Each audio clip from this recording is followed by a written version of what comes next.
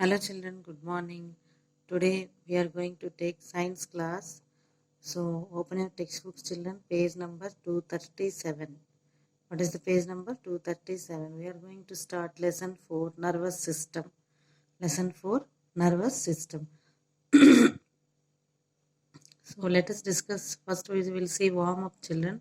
In your notebook, they ask to list down the names and draw the structures of sense organs that we use to see and hear. You know sense organs. How many types of sense organs are there, children? 5 types.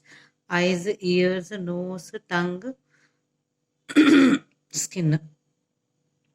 So they ask to list down the names and you need to draw the sense organs. Okay, children. Next, here first we have to describe the structure of nervous system. You know what is meant by nervous system, children? So nervous system is made up of different parts. Nervous system is made up of different parts. So in last previous chapter we have discussed about skeletal and muscular systems. Here we are going to see about nervous system that is made up of different parts. So just the sense organs cannot recognize on their own, no children. What we learn about surroundings through the sense organs, they cannot recognize anything on their own. They are like receiving centers only. So they just receive the sensations which are further passed on to the nervous system. So nervous system is made up of different parts, children. Let us discuss about these 3 parts. Here you are seeing brain, spinal cord and nerves. So it has 3 made up of different parts: brain, spinal cord, nerves. So our body is like computer only, children. These nervous system will access sending messages to the brain. So it is nothing but our body has interconnected network of nerves. Interconnected network of nerves. So you know, children, you can compare this network of nerves as network of roads. If you want to go to some place, we will search the route how to go. In that way, the brain also receives the message through the nerves only. Okay, the brain receives and sends messages through these nerves. So this network of nerves, what they will do, they will allow the brain to monitor every part of the body with respect to our surroundings. With respect to our surroundings. What is the center of control, children, here? Brain. We'll call it brain as center of control. It will research about the information, where all the information about surroundings it is collected and processed. It only controls our entire body by sending and receiving messages, isn't it? What brain helps a person means to think, remember, feel, and control our body movements also. So, what helps a person, this brain? It makes us to think, it makes us to remember some points, feel, and control our body movements also. So, how many parts brain has, children? Brain has 3 main parts. Brain has 3 main parts. Are you seeing here? Parts of the brain. What are those parts, children? Cerebrum, cerebellum, and brainstem. That is only called as a medulla. Brainstem has other name called as a medulla. So there are parts of the brain. Are you observing how many parts are there? 3 parts. Cerebrum, cerebellum, brain stem. Among these, you can see which is the largest part of the brain, children. Which is the largest part? Cerebrum. Okay, this is the main and largest part of the brain. What is the purpose of cerebrum? It is the center of learning, memory, intelligence, and reasoning.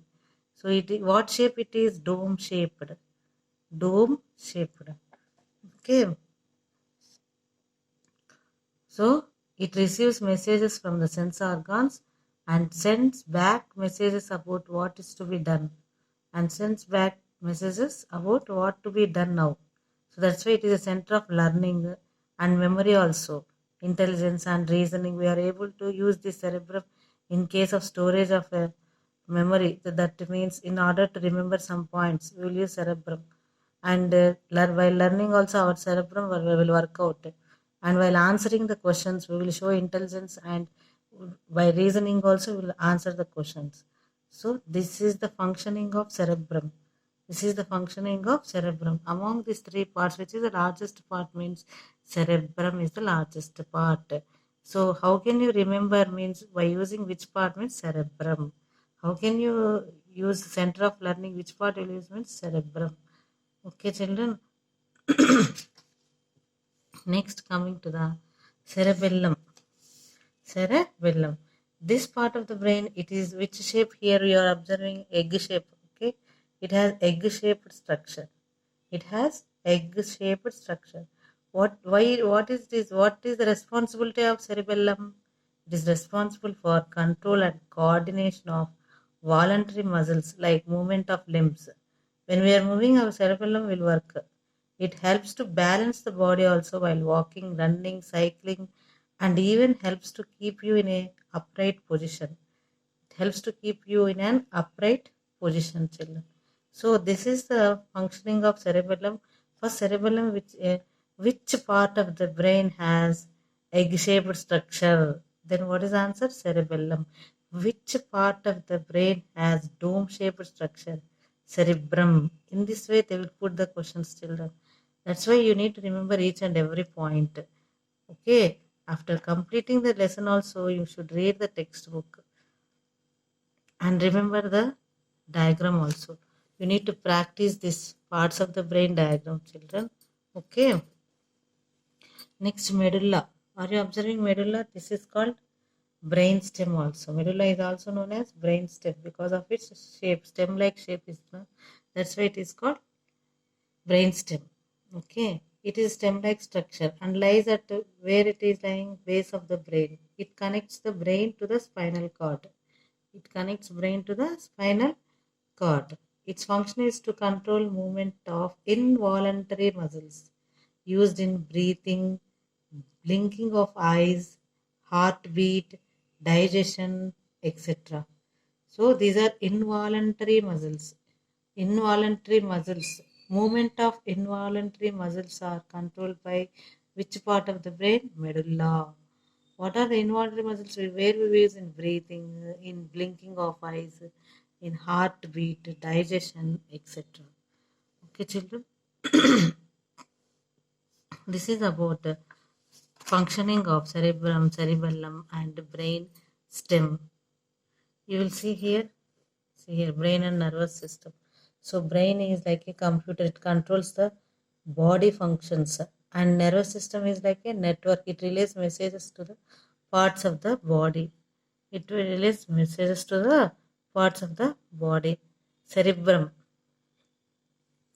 Are you observing cerebrum, children? Yes, what they give largest part of the brain. The cerebrum has two hemispheres. So the cerebrum controls voluntary movement like speech, intelligence, memory, emotion, and sensory processing. Next.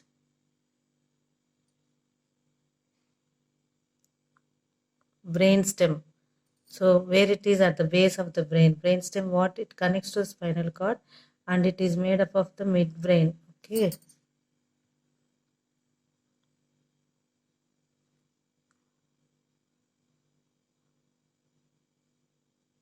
So this is about brain and nervous system. Okay, children.